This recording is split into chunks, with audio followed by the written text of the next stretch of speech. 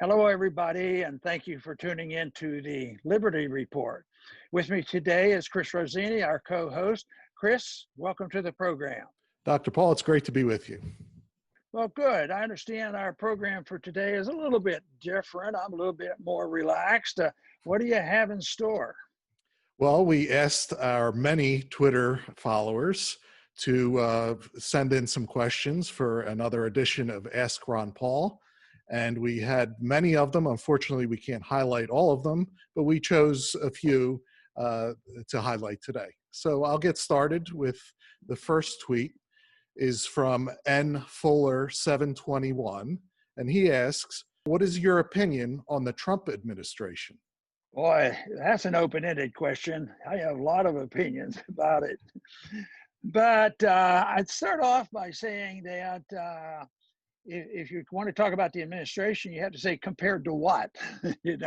When the election was going on in 2016, it was always just back and forth, the quality of each candidate. And I made the statement back then that it was a contest between just who is the most hated person in the country. And of course, that was a little bit of hyperbole, but anyway, person wants to know, and the truth is, I don't think anybody's positive about it. See, since I see things, and libertarians see things mostly through philosophy, that it's hard to sort out. Because, see, even though the president is sympathetic sometimes to a libertarian idea, and sometimes he's not sympathetic to a libertarian idea, I don't think he's worrying about that. I think that the biggest job he had in 16 was pointing out some shortcomings of Hillary. And he did a pretty good job. I often thought that what he did in the campaign, the most important thing that he did was, challenge the whole system, including his opposition, with political correctness. I think that's one of the reasons that Trump got elected, because he was willing to just say things that people were thinking, about all the nonsense going on. Others would say, well, he goes a little bit too far. And yet he won the election. Today, I think there's a lot of that going on now, too. The political correctness when it comes to especially how we're supposed to manage the coronavirus, and what are you supposed to do with Black Lives Matter, and on and on. So those are challenges. But if I looked at it in general, I would say that one place where he may well be more than a smidgen better than even Obama on foreign policy. And I say even Obama because most people claim, or would like to think, that Democrats are better on foreign policy from a libertarian viewpoint, that they're, progressive Democrats that are honest, and they argue the case for less interventionism over there. And after having been in Washington, I found out that there's some good Democrats and bad ones, and there's some good Democrats, progressive Democrats, that come down with a more anti-war position. But since Trump's been in, he has said a lot of good things, moving troops around, ending wars here and there.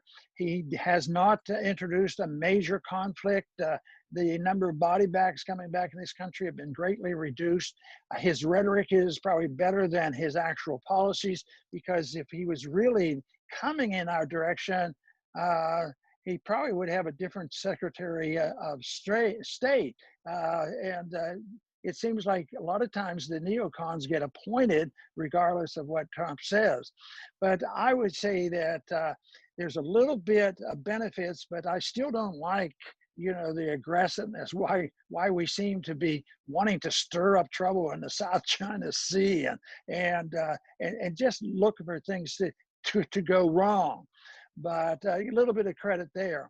I think he has done very poorly on being a fiscal conservative person. The money, you say, well, it's probably better than the Democrats. I don't know. I think it's horrible. Of course, there's been more problems, and everybody said, well, what can you do? What else can we do but spend more money? So he doesn't come from a position of saying the type of economy we want is one that the libertarians would be happy with. A lot less spending, the balance of budget and all these kind of things. I don't think that really enters his mind. It's a day-to-day operation. How do you deal with the daily emergency going on? So the fiscal affairs is just atrocious, and therefore that raises the question: how does he get away with it? Because he did lower taxes. I think taxes were improved, and I supported that. But what happens when all the spending goes and the deficit is exploding due to the multiple problems that we have? It means that he has to be a strong supporter of the Federal Reserve. And people say, how could you say that? He's challenging them all the time. Yeah, but has challenged them all the time to lower the interest rates and print more money faster because of all the needs that we have. So that hasn't been good. And that's because both the Democrats and Republicans endorse a policy of fiscal spending. Spend what you need for both the welfare and the warfare state, and they do it. And there are no controls. They've all been educated with the same people from the same colleges on Keynesian economics. So he hasn't done very well there. But if you went to strictly, is the country going to be better if Trump wins or loses in the fall? I have all these shortcomings and beliefs, but I would say that the immediate reaction with an election of Biden, the country is going to be much, much worse, and markets will get even shakier. But long term, basic policy is what I've been talking about. It doesn't really change. We have the same military policy, fiscal policy, spending, and all these things. So long term, not much is going to change with the election. And over the years, I've always said that there isn't going to be much change election. We don't have two parties. We have one party. They get along too well because they agree on the issues. They basically agree with foreign intervention. They agree on the Federal Reserve. They agree on deficits, and they believe in a managed economy and rigging of interest rates and all these things. So it's sad to report, but the election long-term probably is not going to make a lot of difference. Short-term, the country will probably do better if it's not so much if we have Trump as much as if we don't get Biden, because he's scary, but Hillary was scary, but Republicans can do scary things too. And that's because they lack a principle to follow. And that's why, I think people should pay more attention to what libertarians believe and try to promote a libertarian philosophy rather than an interventionist policy. Okay, our next tweet is from Rad Ramon Jr. And he asks, what got you into politics and why did you become a libertarian? Well, I was born a libertarian. I think everybody is basically born a libertarian, and we beat it out of them. The conventions, you have to conform. You go to government schools, you go to government education programs. But I think basically, a 2-year-old shows libertarianism. They're on their own, and 4-year-olds and teenagers, they're very independent, and they believe that they would like to run their own life. But of course, maturing and growing up means that you have to have guidance, and there's a big difference between no guidance or having guidance by parents and a community and a church or somebody to guide you. So it's a thing that I came around to believe in this. I got introduced really into politics through economics. Even though I was in medical school in different places, I also became fascinated with economic policies. Came across this school of thought. It's called the Austrian School of Economics. Found it very intriguing and it answered so many questions. Although it's a minor school compared to the others, it's a major school when it comes to ideas and correctness. And that is why most people who watch this program know very much about what Austrian economics is all about and free markets. And I think that's beneficial. But I got involved especially with the monetary policy, and I read a lot about what would happen eventually with the Bretton Woods, which was the pseudo gold standard, that it would collapse. So when it did collapse, as by that time, many libertarians were the only ones who were saying the collapse is coming, it's going to be bad. So I happened to be listening and watching television August 15th of 1971, and Richard Nixon comes on with an emergency announcement. He's closing the gold window, raising taxes. There'll be import taxes, and they'll close the gold window. We're going to get off the gold standard for good, and have tariffs. And I thought, that's horrible. And the next day I was at a Chamber of Commerce meeting. I was a member there just trying to keep up with what the community was doing. And they strongly supported this. I said, what are you guys doing? This is bad. This has nothing to do with free enterprise. But anyway, they were excited about it. And I thought it was a disaster. And interestingly enough, that next day, the stock markets went up a record level in one day. And it was like 38 points. That was a record back then. And so the business community was all for it and thought it would solve the problem of the inflation that we have and put the wage and price controls on. So, but then, you know, as time went on, it only took 6 months or so later, the wage and price controls were a failure, and people were knowing there was a major problem. The inflation got much worse. And I thought, well, you know, they're not even talking about what I think they ought to talk about. They ought to talk about monetary policy. But, you know, I went outside my house. I waved a flag. I said, I want to talk to you. Come here, talk. Nobody came. Nobody wanted to listen to my stuff. So I decided, and that was in 1974, and that was during the Watergate year, and nobody wanted to run as a Republican. There were only 3 Republicans in all of the Texas delegation. So I said, I'll do it. So they encouraged, yeah, just put anybody we can get on there, and he's foolish enough to do it. So, you know, I went and got on the ballot and did speak out and didn't do much, but there was an unusual thing happened. And the unusual thing was the person I ran against shortly thereafter retired. So there was a special election, and special elections are different. And even though it was a small little turnout, they always assume, well, it's a Republican district. A Democratic district has always been, and we don't know this guy, so what? But things came together. There were more people that agreed with what I was saying, and we won that special election. So that's how I got involved. But I kept telling Carol, my wife, that I said, she seemed to be worried about this because she said, if you might win. And she said, this will disrupt the whole thing. You're in your medical practice, you're doing this. I said, I just want to talk a little bit because I think they're going in the wrong direction. I think they're going to run up a lot of spending and all this. So anyway, I assured her. I said, don't worry about it, Carolyn. They're not going to pay any attention. I said, they're not going to vote for somebody who wants to get rid of Santa Claus. And she says they're going to vote because they're sick and tired of hearing the nonsense, and they'll know you're giving them a straight scoop. She actually turned out to be right, and I was shocked and ended up winning that election, and I've been involved since in different ways. I've been in and out of Congress, but I still had the basic thought that the principles are important. The principles of liberty are important.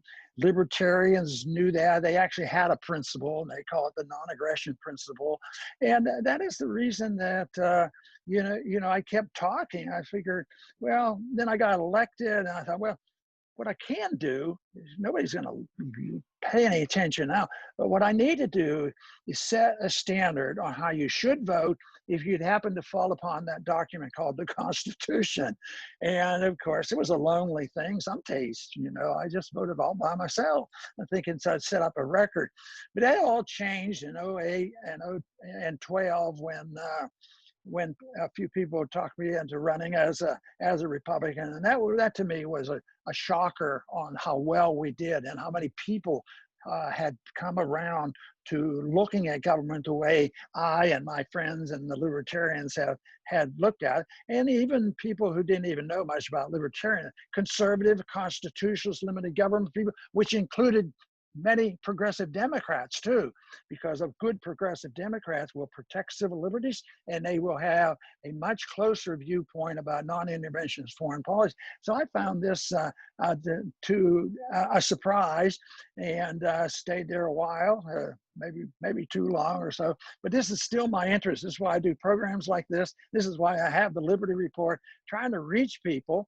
And in this day and age, they need information, and to try to understand, not only understanding what the mess is out there, is what should a libertarian do with a free market, libertarian principles do to try to solve these problems. And that's not complex either, because all we have to do is quit doing what we're doing because the government's creating all this mess.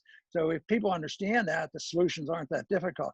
So I got into the basic answer is I got involved because of economic policy, but it eventually changed into realizing that the issue of liberty is the issue, and that incorporates sound money and balanced budget.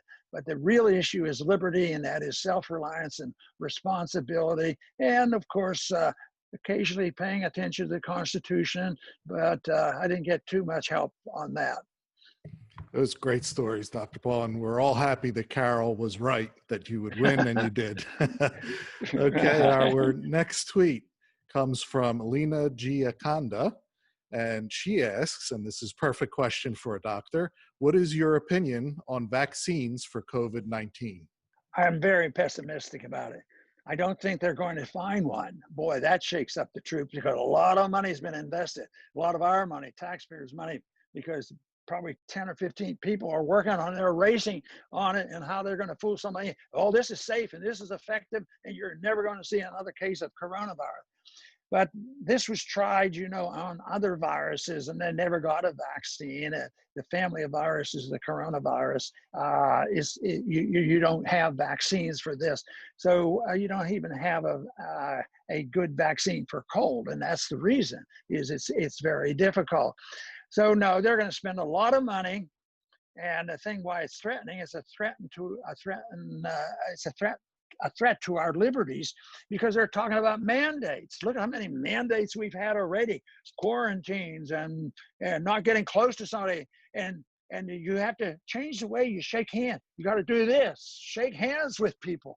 This is a total insanity, and now the numbers are coming out to support the position that this was all overhyped, and it was deliberately overhyped in order to get the Faucis and the Bill Gates of the world to march in with their authoritarianism, and they're looking for mandates. They're mandating where you can eat and how many people can, except for the politicians. They get special treatment. They get around this, but they don't hesitate to use mandates. And I'll tell you what, when this vaccine comes out, there's a lot of people foolishly lining up, just give me the vaccine. And one motivation is because they have been conditioned, and this is a logical fear, is that, well, if I don't do it, they're not going to let me go to get a job, and I can't do this and I can't do that. And then they're talking about, with the vaccine, you're going to get a digital passport. You won't be able to go or do anything. So there's a great deal of danger. The mandates are just horrible. Mandates are sort of something libertarians don't like. The only mandate that we would think about is don't hurt people, don't steal from people, don't kill people. And yet the mandates now for this mask use, so much of it is intimidation. It's this political correctness, and the Congress doesn't pass these laws and the president signs it. No, it's executive orders, not just by the executive branch, but by the governors and the mayors and everybody else who just love this stuff. So mandates are anathema to a libertarian, and that is what's coming.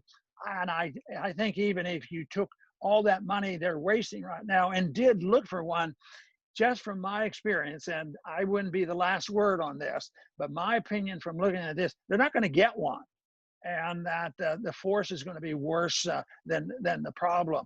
And right now, our program, the Liberty Report, especially with Daniel's help, we go show the statistics how things are better, and how they fudge the figures. The data is lying, and yet it's scaring people a whole lot, and it's justifying the spending. And you would say, well, how can they be so dumb? And I used to ask that question, and I decided, yes, there are some. There are some that are dumb, and they just go along with this, but there are some who think they can benefit the type of philosophy they believe in by having chaos. So sometimes some of these people who are promoting all this nonsense, go after their so-called friends because it'll cause conflict. And that's what we're having in the streets, and that's why, it's so bad. If there was a vaccine that could, be, helpful and safe, we should use it. I remembered in the 50s, I was in high school and college when, polio was still a detriment. But I think I took the polio vaccine, and some people would argue, well, there's a little natural immunity even with that. But something like that, some people are totally against every single vaccine. I'm not like that, but I'm against the cocktails.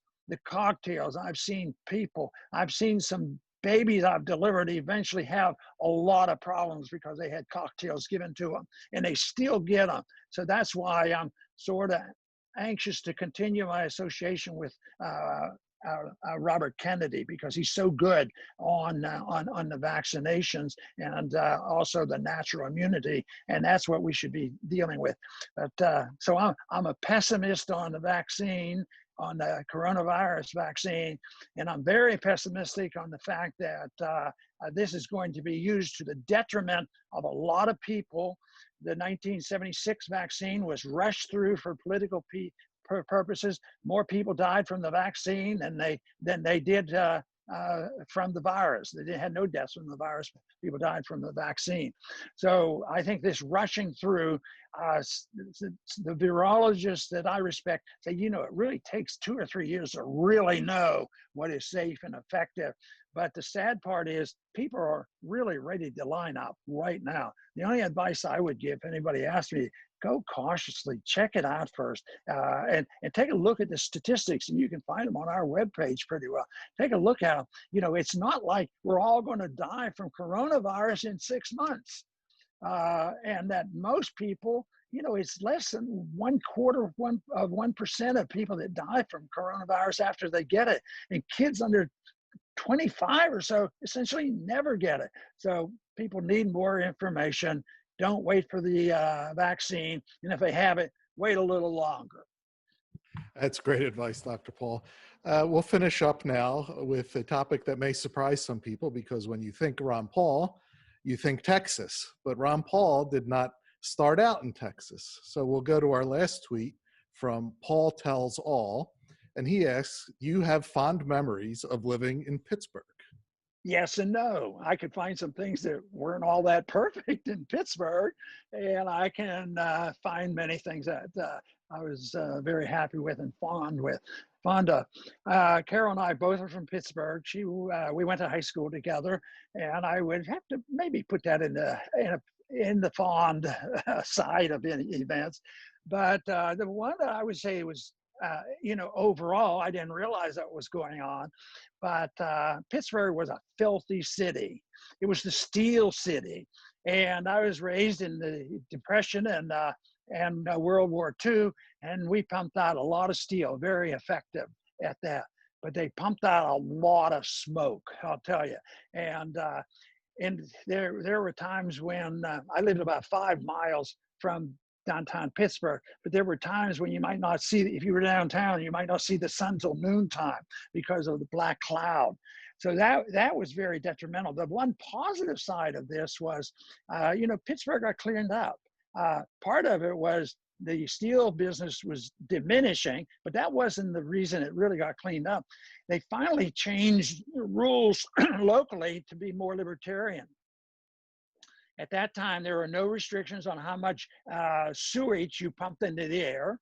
and there's no restrictions on the sewage you put into the rivers, both environment, home of sewage as well as business sewage, the steel mills.